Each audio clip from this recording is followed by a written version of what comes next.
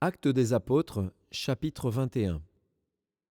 Nous nous embarquâmes, après nous être séparés d'eux, et nous allâmes directement à Cos, le lendemain à Rhodes, et de là à Patara.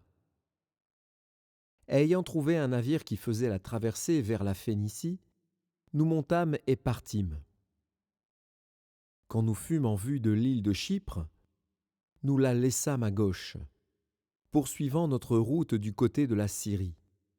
Et nous abordâmes à Tyr, où le bâtiment devait décharger sa cargaison. Nous trouvâmes les disciples, et nous restâmes là 7 jours.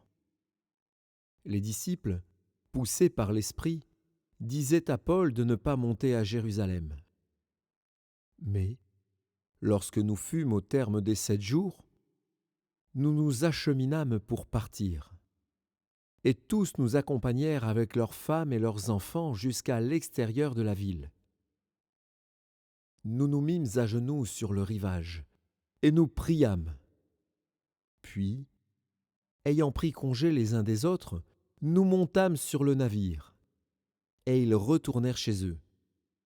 Achevant notre navigation, nous allâmes de Tyr à Ptolémaïs, où nous saluâmes les frères et passâmes un jour avec eux. Nous partîmes le lendemain, et nous arrivâmes à Césarée. Étant entrés dans la maison de Philippe l'évangéliste, qui était l'un des 7, nous logeâmes chez lui. Il avait 4 filles vierges qui prophétisaient.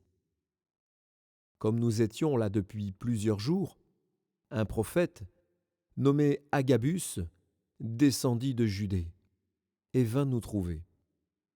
Il prit la ceinture de Paul, se lia les pieds et les mains et dit : « Voici ce que déclare le Saint-Esprit.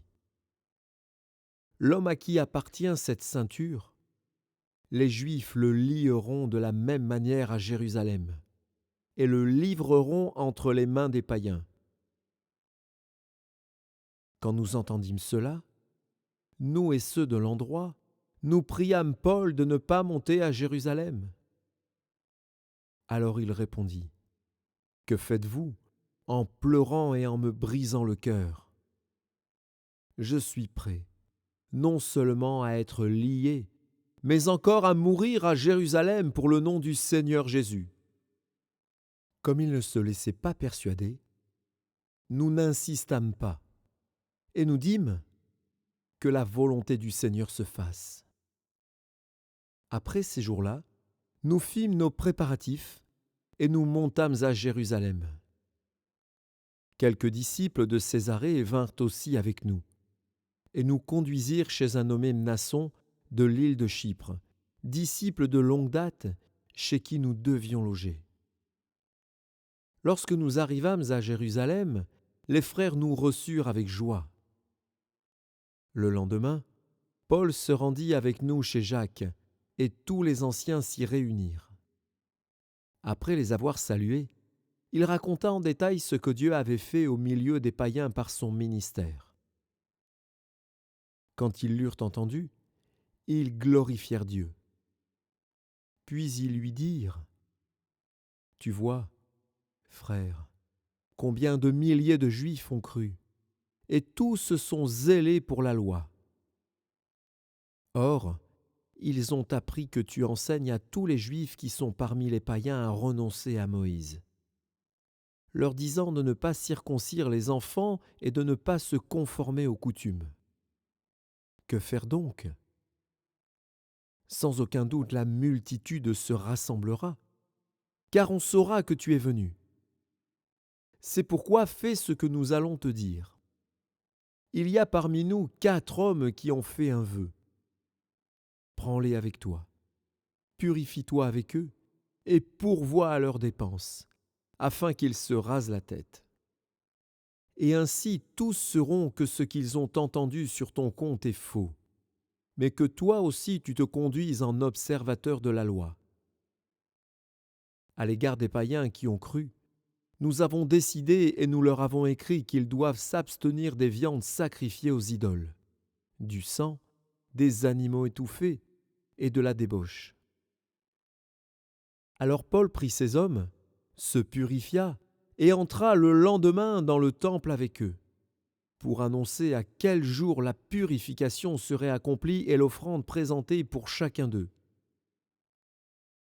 À la fin des 7 jours, les Juifs d'Asie, ayant vu Paul dans le temple, soulevèrent toute la foule et mirent la main sur lui, en criant « Homme israélite, au secours!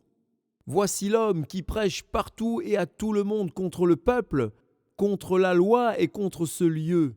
Il a même introduit des Grecs dans le temple et a profané ce saint lieu. » Car il avait vu auparavant Trophime d'Éphèse avec lui dans la ville, et il croyait que Paul l'avait fait entrer dans le temple. Toute la ville fut en émoi, et le peuple accourut de toutes parts.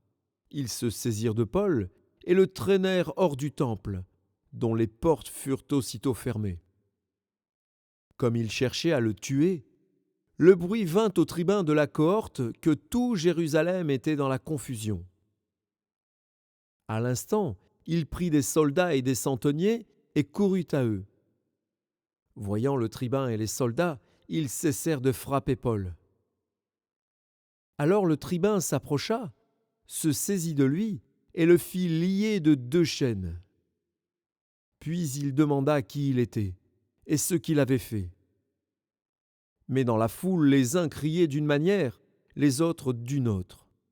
Ne pouvant donc rien apprendre de certain, à cause du tumulte, il ordonna de le mener dans la forteresse. Lorsque Paul fut sur les degrés, il dut être porté par les soldats, à cause de la violence de la foule. Car la multitude du peuple suivait en criant « Fais-le mourir !»